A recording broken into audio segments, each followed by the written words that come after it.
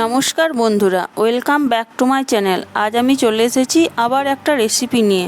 আজ আমি বাড়িতে বানিয়েছি বাটার চিকেন, তাই এটা আমি আপনাদের সাথে শেয়ার করলাম।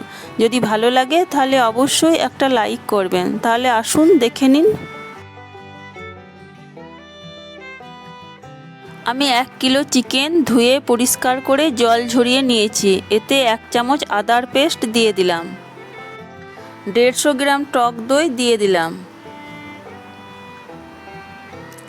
1 চামচ লবণ দিয়ে দিলাম, 2 চামচ কাশ্মীরি লঙ্কার গুঁড়ো দিয়ে দিলাম। এবার ম্যারিনেট করে নেব চিকেনটা।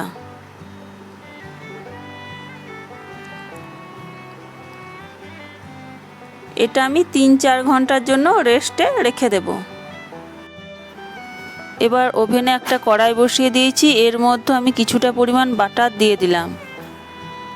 এবার আমি 2টো মিডিয়াম সাইজের পেঁয়াজ কেটে রেখেছিলাম, এটা দিয়ে দিলাম।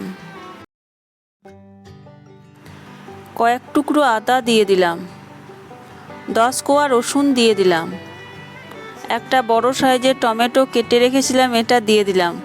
5টা শুকনো লঙ্কা দিয়ে দিলাম, 5টা ছোট এলাচ দিয়ে দিলাম, কয়েকটা দারচিনি দিয়ে দিলাম, 5টা লবঙ্গ দিয়ে দিলাম, 2 চামচ গোটা জিরে দিয়ে দিলাম, হাফ চামচ লবণ দিয়ে দিলাম। এবার 2 মিনিট মতো নাড়াচাড়া করে ভেজে নেব। হাফ বাটি জল দিয়ে দিলাম। এবার একটা ঢাকনা দিয়ে আমি 2 মিনিটের জন্য একটু সেদ্ধ করে নেব।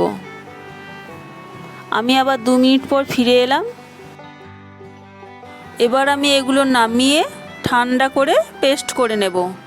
আমি ওভেনে একটা তাওয়া বসিয়ে দিয়েছি, এর মধ্যে কিছুটা পরিমাণ বাটার দিয়ে দিলাম, বাটারটা মেল্ট করে নেব।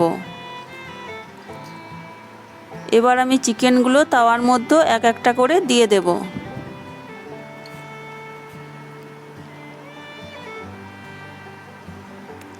এবার আমি উল্টিয়ে নেব।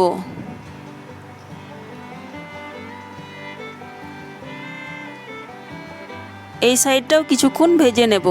চিকেনগুলো ভাজা হয়ে গেছে, এবার আমি এগুলো তুলে নেব। বাকি চিকেনগুলো আমি এভাবে ভেজে নেব। আবার আমি ওভেনে একটা কড়াই বসিয়ে দিয়েছি, এর মধ্যে সামান্য পরিমাণ বাটার দিয়ে দিলাম, বাটারটা মেল্ট করে নিলাম। এবার আমি 20 পিস কাজু ও 1.5 চামচ চারমগজ পেস্ট করে রেখেছিলাম, এটা দিয়ে দিলাম। 2 মিনিট মতো নাড়াচাড়া করে আমি এটা ভেজে নেব। এবার পেস্ট করে রাখা মশলাটা আমি এর মধ্যে দিয়ে দিলাম। পরিমাণ মতো হলুদ এবং 1 চামচ কাশ্মীরি লঙ্কার গুঁড়ো দিয়ে দিলাম, হাফ চামচ গোলমরিচের গুঁড়ো ও 1.5 চামচ চিনি দিয়ে দিলাম। এবার 2 মিনিট মতো নাড়াচাড়া করে ভালোভাবে সবগুলো উপকরণ মিশিয়ে নেব।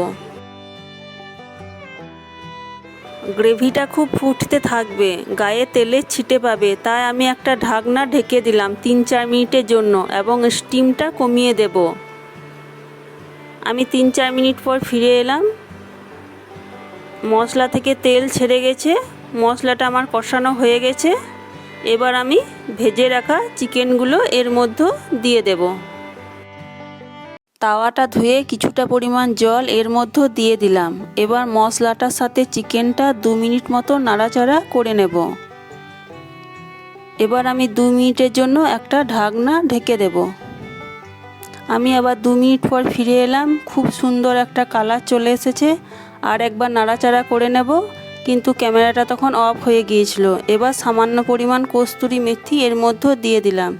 এবার কিছুটা পরিমাণ ক্রিম এর মধ্যে দিয়ে দিলাম। এই বাটার চিকেন ক্রিম ছাড়া অসম্পূর্ণ। আমার বাটার চিকেন রেডি হয়ে গেছে। এটা কুলচা, নান, ফ্রায়েড রাইস, পোলাওয়ের সাথে খুবই ভালো লাগে। আপনারা অবশ্যই বাড়িতে একদিন ট্রাই করে দেখবেন। আর আমার রান্না যদি আপনাদের ভালো লেগে থাকে তাহলে অবশ্যই লাইক, কমেন্ট ও শেয়ার করবেন এবং সাবস্ক্রাইব করে পাশে থাকবেন।